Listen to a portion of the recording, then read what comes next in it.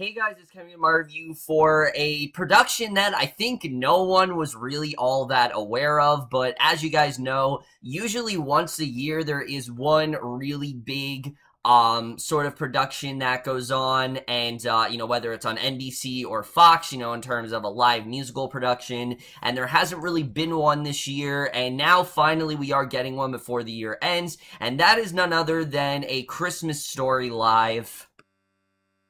And I'm pretty sure most of you do know the plot to A Christmas Story, but if you don't, essentially we center on our main character, Ralphie Parker, and he is someone who, he's a kid, he lives in the 1940s, I believe, and yeah, he lives in the 40s, and he dreams of getting nothing more for Christmas than getting this Red Ryder BB gun. It is the thing that he really wants for Christmas, and he basically does all he can to try to convince his parents and everyone else to get him this gun, and that's really all I'm gonna say. So, A Christmas Story Live in general, I was very on the fence about this production, and I'll tell you why, for a couple of reasons. One, when it comes to these NBC Fox productions, sure, recently they've been really good, but nothing really said to me, oh, Christmas Story Live, that needed to be the next one. In fact, it wasn't supposed to be. Bye Bye Birdie was supposed to be the big, holiday musical, this year. Last year we had Hairspray Live, and this year, Dirty Dancing doesn't count. That was a movie that was utter trash, but especially coming off the heels, that I was really hoping this would be something better. But the lack of promotion and the fact that it just kind of came out of nowhere did kind of concern me. There was no promotion. There was no... I didn't see nearly as much buzz as I did for, like, say, Hairspray Live or something like that.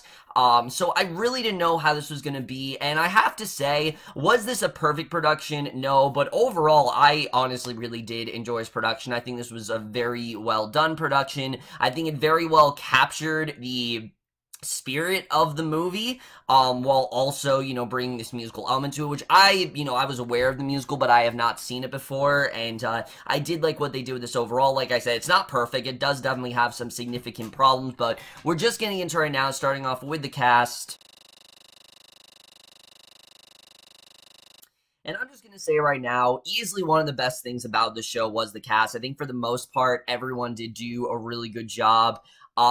Except for two. There were two performances here that I really was not a huge fan of, especially our main star here, and I hate to say this because I understand, once again, this is very similar to Hairspray Live, but Andy Walken as Ralphie just did not impress me at all, and I was really hoping, at first when I saw him, things immediately were very rough. I'm like, this kid is not really that great. He's really overacting.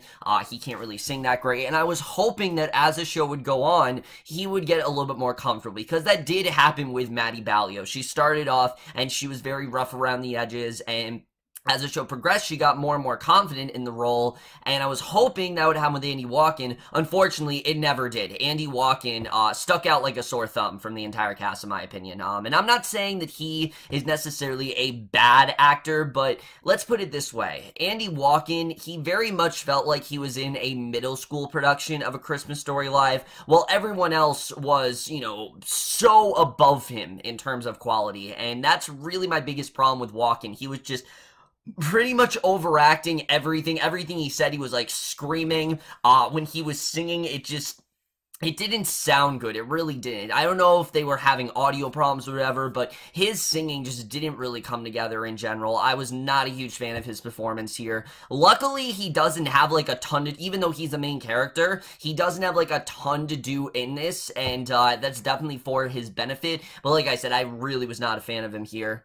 However, other than Andy Walken, everyone else I thought did a really great job here. Maya Rudolph especially very much impressed me as, Ralphie's mother. I thought she was really great here, and I was surprised by how toned down she was. She gave a very restrained performance, and she really embodied the typical, housewife of the 1940s. She doesn't really do much. She cooks and cleans. There's a great song about how she's just a mother, and I thought she did a really good job here. I definitely really did enjoy her performance. She was a lot of fun to watch. She was hilarious at points, and I really did love what Maya Rudolph did. I thought she was perfectly casted in this role, and I definitely want to see her on Broadway because she definitely has a real... I don't know if she's done Broadway before. I'm pretty sure she has some sort of theater background. I've heard her sing before, and she's quite fantastic, but she did a really great job here. I really loved her performance here, and she definitely was one of the best things about this for sure. However, easily the standout of this production for me is none other than Chris Diamantopoulos. I'm sorry if I'm pronouncing his name wrong, but he played the old man, and he is easily the standout in this show. I loved his performance here. He had everything down pat. The gruff sort of nature that, you know, that this character is supposed to have was great. He had that down, but he also had how, you know, how money hungry he can be, how determined he is to win things, especially when he was doing the crossword puzzle. And when he got the leg lamp, especially, he was just hilarious, and he did such a great job, and he perfectly got into this role. I mean, he, to me, seemed like the most confident out of everyone. Like, out of everyone, he seemed like the one who was the most into his role. He was the one who didn't really seem to have any nerves, because, I mean, they are doing this live, which that's understandable, but he seemed like he got right into the role. I absolutely love what he did here. And again, I'm sure he does have a background. He hasn't really done much of anything. He was in that really shitty Three Stooges movie a couple years ago, and he's done some Batman stuff, but I don't know in terms of theater really what he's done. I don't really know what kind of background he has, but he was really great here. I really did love his performance. Like I said, he was just a lot of fun to watch, and definitely was one of the big highlights for me for sure. But the rest of the cast here I thought did a pretty admirable job. Tyler Wladis as Randy, especially compared to Andy Walken, whereas he, I thought, was very miscasted. This kid was great. I thought he was fantastic in the role. He was a lot of fun to watch at points. He really did seem like he was getting into it. And to me, I honestly wish that they would have switched the roles of Ralphie and Randy, because Randy obviously doesn't have too much to do, but when he's on, he was a lot of fun to watch, and I honestly do wonder what would have happened if they just put that actor into Ralphie's role, because he just seemed like he was a lot more confident, and that he actually did have some sort of talent. Well, like I said, Andy Walken just kind of felt like he was in an average production, and I just, you know, I didn't feel it from him the way I did with some of the other actors. Jeong Krakowski obviously was fantastic. She did a great job as Miss Shields. She has this one number that it's really complicated. There's a lot of complex stuff she does. She has to tap dance at one point. She has to, you know, there's this whole elaborate number where it's like she's in like an old Hollywood movie. She just did a great job here. I really loved her performance in this, as well as someone else I really loved was Anna Gasteyer. She had an extended role in this. You know, she didn't have nearly as much to do as she did in, you know, the original film, but I thought it worked. You know, you have a talent like Anna Gasteyer, you want to use her to your fullest ability, and I thought she was definitely really good. I really liked what they did with her overall. She was hilarious to watch, and at some points very much did steal the show. I thought she was really great. All the kids as well, I thought the ensemble was definitely on point. All of the kids, you know, they seemed like they were very well trained. They knew what they were doing, and that was something I was definitely very impressed by.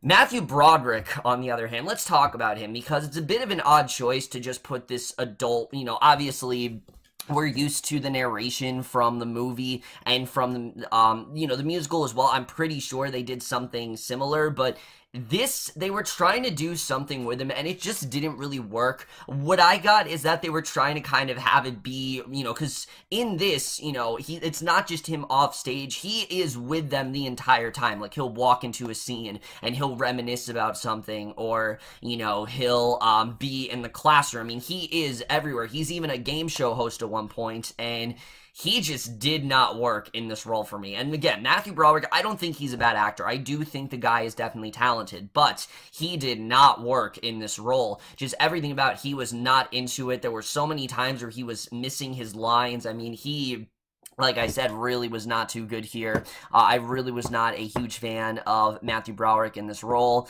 And like I said, they tried to do this whole thing with him, which I'll get into with the directing, and it didn't really work altogether. But like I said, the cast for the most part, I did think did a good job. I thought most of the cast, besides the two I said, were on point, and I was definitely impressed with them overall. So now let's get to the directing and the writing, because now we're going to get some of the things that I thought worked and some of the things I think didn't work. Now, let me just say right off the bat, I have not seen the original musical. I'm aware of the cast recording, and I was aware this was a musical before, which if you guys didn't know, this was a musical, and a lot of people seem to be very much thrown off by that, and I don't attribute it to the fact that, that's something where, they were dumb. I actually attribute it to the fact that I don't think Fox promoted this nearly as well as they should have. I mean, they're calling it A Christmas Story Live when they should have called it A Christmas Story the Musical Live. Then people would have known what they were actually getting themselves into, because to me, it seemed like a lot of people tuned in thinking this was going to be a play, and then they were sorely, mistaken that it was actually a musical. Now, I have no problem with that, because like I said, I knew this was already a musical, but I guess the rest of the world just didn't, because everyone seemed to be very thrown off by that. So again, a lot of these sort of complaints that I might have might be a reflection of the musical and not just this production overall. I don't know what the musical actually does, but the directing here I thought was very much on point. I was definitely having a very fun time with this overall. It's a little bit more zany and kiddie than the movie is, but I thought it worked for the most part. I definitely did enjoy the directing overall, and I thought it worked very well. Like I said, I was pretty much laughing at almost every joke.